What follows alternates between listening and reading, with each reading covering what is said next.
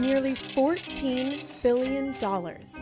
That's how much all the U.S. election campaigns for 2020 are reported to have cost. As well as electing the president, voters chose hundreds of members of the U.S. Congress. Due to the coronavirus, campaigning this year looked a little different, but political engagement was high, with more money donated than ever.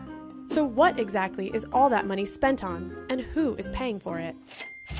2020 smashed records with an estimated $6.6 billion spent on presidential hopefuls alone. That's more than the last two presidential elections combined. With traditional campaigning limited by the pandemic, even more money was invested in media exposure. TV ads are big-ticket items. The Trump campaign reportedly spent millions to run this 30-second commercial during the Super Bowl back in February. Digital advertising is a growing priority too. Both sides spent more than $200 million targeting voters on social media. And then there's staff salaries. Biden spent more than $50 million on hundreds of employees, far more than the $20 million spent by Trump. And don't forget those Trump hats. According to 2020 filings, his campaign forked out more than $8 million on them and other merchandise. There's also the battle for seats in the U.S. Congress. Hundreds of hopeful candidates competed in races across the country, which cost a record $7 billion in 2020.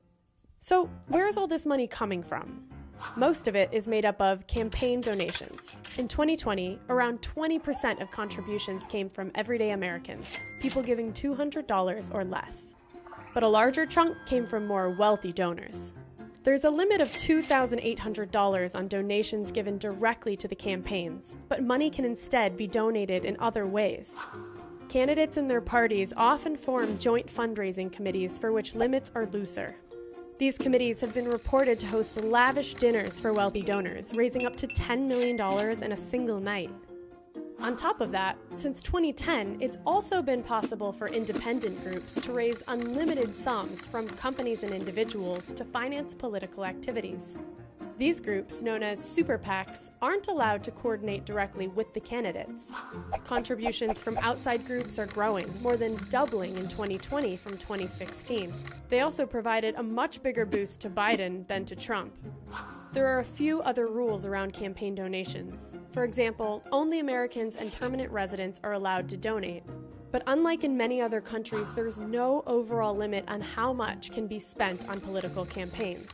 And U.S. elections are getting ever more expensive. The overall 2020 price tag is more than 4 times the amount spent in 2000. So, the world's most powerful job doesn't come cheap. And this year was no exception, with both presidential candidates spending big in their bids to win the White House.